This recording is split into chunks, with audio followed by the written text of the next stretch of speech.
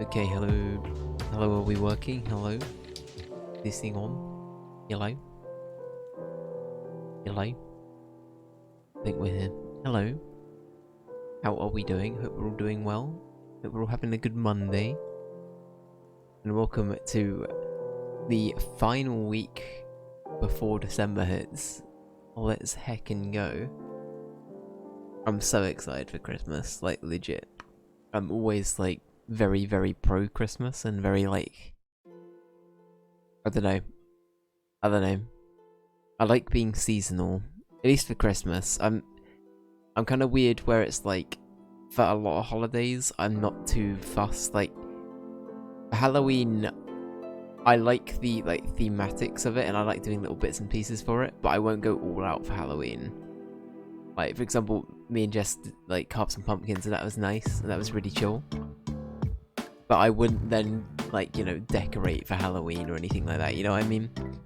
But Christmas, oh my god, Christmas is a whole other kettle of fish. Christmas is basically my life for a whole month. I love it. I love it, but hello. Right, let's get on with some Disco Elysium. It's been a little bit, it's been a week. For anyone who's not following the Resident Evil, it's Tale of Affairs, whatever. We're done with the RE4 DLC now, which means that this week we are solely going to be focusing on Disco Elysium, and we're going to be focusing on the Cyberpunk DLC. So we have two main focuses for this week. I'm looking forward to getting into it. It's gonna be good. It's gonna be fun. I don't know if we're gonna be finishing Cyberpunk this side of Christmas, but we will probably. I think I'm almost certainly signing myself up for the fact that we're not gonna finish. We're not gonna finish Disco before Christmas. I don't think. There is like a small gap between Christmas and New Year where I might do a handful of streams, but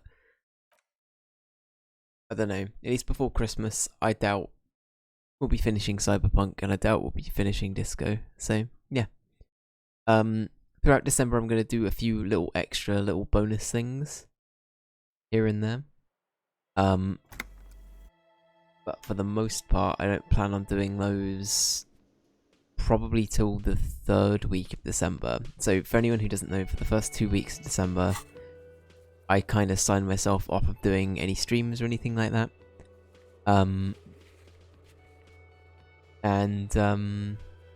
That's kind of it. I watched Jingle Jam. I highly encourage that people go watch the charity event Jingle Jam. It's very good.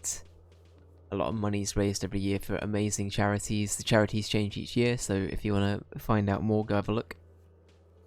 But yeah, that is my first 2 weeks, and then after that I'll be around for a little bit till Crimbus, and then yeah, we'll wait and see. Anyway, PSA over. Let's get into it. So we actually befriended Kuno last time. I don't know if I'm gonna do this one. I don't know if I want to give this to... Oh, I don't know. Well, so Jess, if I didn't say it, I hope you're doing well. I think I just started rambling as soon as I went actually live, so apologies, thank you. I hope you're doing okay.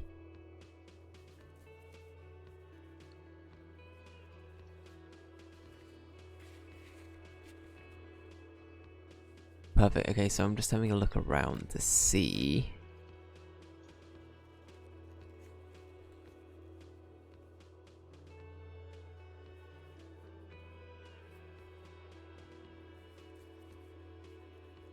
Okay.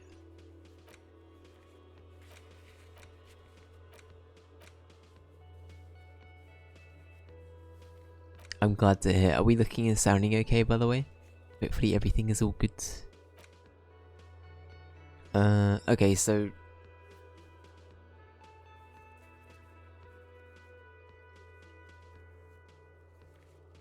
Okay. Alright.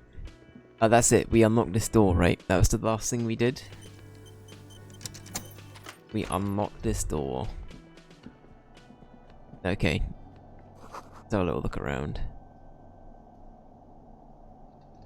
Okay. All these mesmerizing machines, just waiting to be plugged back in and played.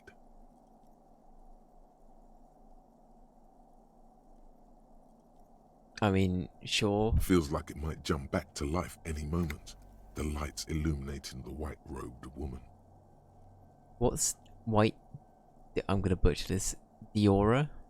Deora? Some kind of inane pinball theme, probably related to Messina during the DeLorean age. The history themes are the worst.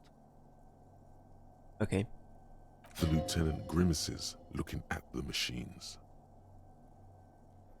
How about we fire? Are we about to play pinball? Harry, what are you doing? How about we fire one of these bad boys up? Play some ball. We could do. I don't know. I'm hesitant because I have a feeling Kim You can't fire them up. They are broken. isn't into it. Okay. Only Oh, that they're one broken. machine in the Okay. main hall works. The Royalist Pinball. Can't click that one though. Okay. What a dumb name. Royalist Pinball. If they weren't broken, he would kick one of these machines about now. Sounds like you don't enjoy pinball, Kim. No, I love it. I love pinball. Who doesn't love pinball? Let's move on. He doesn't.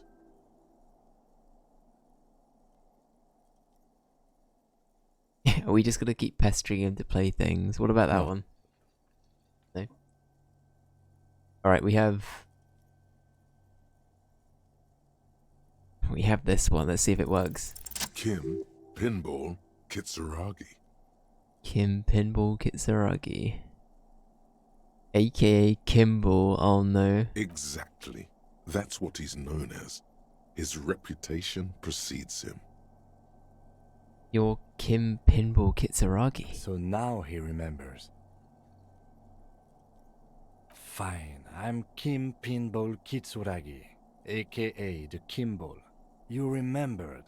Congratulations. Wait, but I still can't remember anything else. Wonderful. He only remembers hearing about the pinball policeman. You don't seem to really like pinball? No human being should.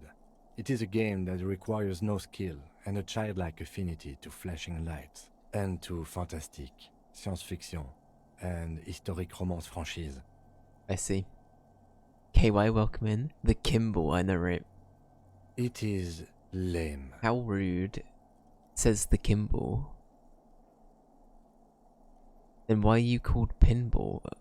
I am not called Pinball.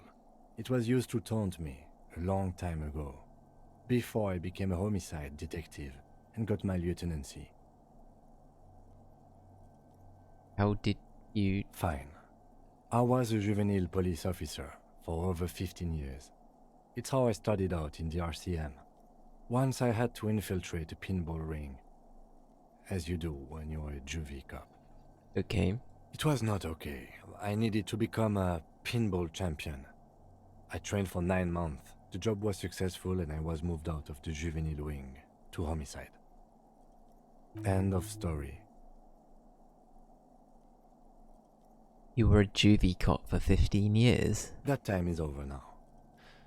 I was already a 38-year-old man. It was unbecoming, as was playing pinball. So that's why he doesn't want to talk to Kuno. Trauma and stressor disorder from being a juvie cop. Should we bring it up on that? I feel like if we piece that together in our minds, then we don't really need to mention it.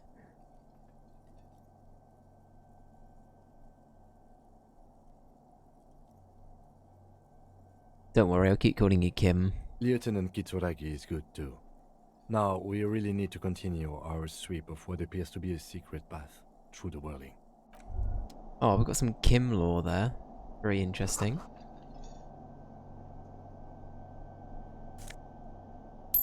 Five real, very nice, very nice.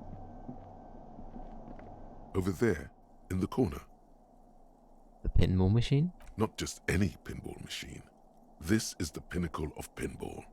Cornelius Gordy and the Mountain Goats. It's lit. You can't wait to get your hands on it.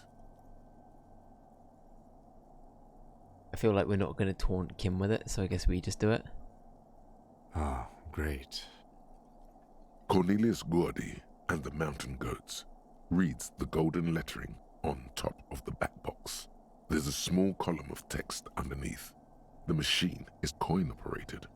Get the game on, Fingerboy. Oh, here we go. Excuse me. Those flippers are ready. What did I get called? Lean closer to read the text. Above the painting of a mustached man climbing a hill, a column reads, inspired by the legend of Cornelius Gordy, taken on the world's tallest peak, Corpus Muindi. The Mesk legend holds that when the nation is in danger, heroic Gordy shall return and save his people. Okay. Inspect the playing field. The theme of the game is to explore Gordy's climb through the perspective of goats and to ascend to the top of the mountain in a time of trouble. The peak of the mountain is at the top of the playfield. All the balls have small goat icons on them and represent the goats as they race up and down the mountain. Okay. Areas around the playfield represent Gordy's climb, places he was said to have camped, which the goats can discover. Get them to the summit. What's with all the goats? Indeed. Think of them as balls. Alright, let's just do it. Let's give it a go. Why not? Let's have a gander. It takes a while to get into a rhythm, but pretty soon you're able to keep 3 goat-faced balls in play with relative ease. Hey, I just got an achievement. But wait, what was it called? Get your pinball on or something like that? Go, go, Fingerboy. Why am I being called that? I feel sorry for the gods. If they only knew the kind of guy old Cornelius really was. Wait, what kind of guy was he then? The kind of a guy who uses the word savages a lot when recounting his travels. Oh, okay. Masked nationalist. Oh, okay. A racist mountaineer. An avid huntsman too. He was often photographed in his dining hall, surrounded by wall-mounted hunting trophies from every continent. Uh-huh, okay. I don't like that. That is not cool. He also hit his wife and kids. Other people's kids too. Sometimes pets. So we're celebrating... Hateful little man. So we're celebrating this man through a pinball game. That's kinda yikes. But you seem to be having fun. I'm pretty good at this, sure. Your game is definitely improving. The jolly goats are flying all over the board, and although a few plummet to their deaths, you're never left with less than 3. Suddenly, a special passage leading to the summit slides open at the top of the board. This is where the balls need to go. Alright, let's concentrate and aim for the narrow passage. Let's do it. Maneuvering a goat ball into a position for a perfect hit isn't easy. More fall to their deaths. But Oh, no. finally, the opportunity presents itself. One of them gets through. So many noble goats. The 07. words "pale rupture" light up on the speaker panel, and the machine starts filling with a thick, milky fog. Something's happening. Uh-oh. Congratulations. This is where the game ends. It's a cheap way of getting more money out of the players. A stupid nihilistic finale. There's so much fog, you can barely see anything. Some is actually leaking out of the machine. I was gonna and say- one by one, your goats start slipping, disappearing into the milky nothingness. Yeah, this is pretty... This can Pretty be full on. navigated. The balls leave almost imperceptible disruptions in the fog. Use them to calculate where they hit next. You're down to your last goat, going mostly by sound. Eyes are useless at this point, but that goat is something special. 5 times you snatch him back from the jaws of death. 17%. Oh god. Okay. Kim, it can be done. Just watch. I am. I've seen it before. Played it too. You will eventually make a mistake and then it's all over. Alright, okay, here we go. Are you ready? The 17% chance. We're gonna do it. Ah, Nah, you can't even see never it. mind. The last goat plummets into the fog with almost suicidal glee. But we did pretty well. It killed itself to spite you. There goes nothing, finger boy. Alright, that was good. The Jamrock shuffled. Hey, we unlocked this, okay. In a way, yes, you are treasure hunting. Most officers from Precinct 41 do what is called the Jamrock Shuffle, cracking open containers. Most of them are from Jamrock or Coal City, the poorest parts of Revachol, that also overlap with the network of royal catacombs called Le Royaume, just beneath the streets. As children, you would all go underground, hoping to find treasure, and come back with a rat's tail or a used needle. That playful curiosity must still be in you. Who knows, maybe one day the Orbe de Montagne, the Holy Scepter, and the Cocaine Skull will all be yours. Wow, what a bounty, holy shit. Alright, so from this we find better loot in locked containers. I'm pretty happy with that. That's not bad. Alright, we're kind of getting full on this though, so part of me is wondering, do I need to start getting rid of some? If that's even something we can do. I assume it would be something we could do, but I don't want to flat out assume. This small elevator is dimly lit by a bulb that's been glowing for ages. The latticed cage is open, inviting you to step inside. Right, let's have a look in. Smells of nougat and sweat. Your head brushes up against the ceiling. There is a control panel to your right, and just enough room for 2 people to fit in. Alright, Kim. The maintenance card under the control panel reads, Last maintenance, 10th July, 88. Can we control it? There are large rectangular buttons, monter, descend, and an international call for emergency assistance. That third one appears to be broken. It says the last maintenance was in 88. That it does. I say, let's brave it. You sure? You didn't sound so positive about that, Kim.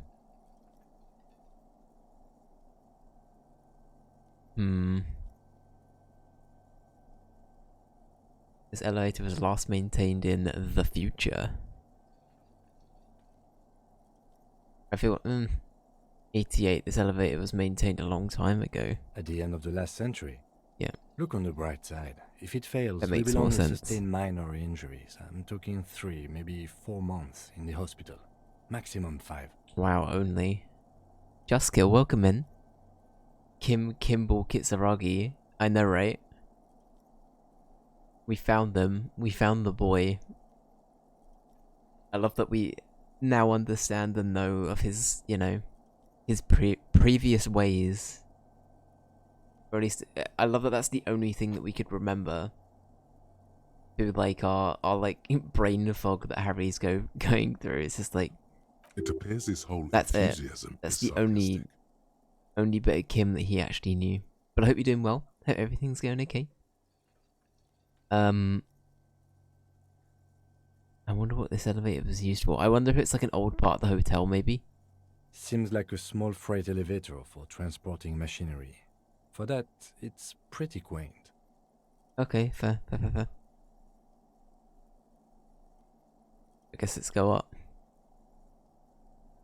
I know, right? It's literally the one thing Kim tries to actively cover up, and it's justified for why he doesn't then, like, Kuno and things like that, like him being like a juvenile cop and having to deal with, you know... It just makes so much sense, like, for everything we've seen, and the fact that that's the one thing we did know. Poor Kim. Honestly, that says a lot about Kim. Poor dude. Poor dude. Alright. Well, here we are.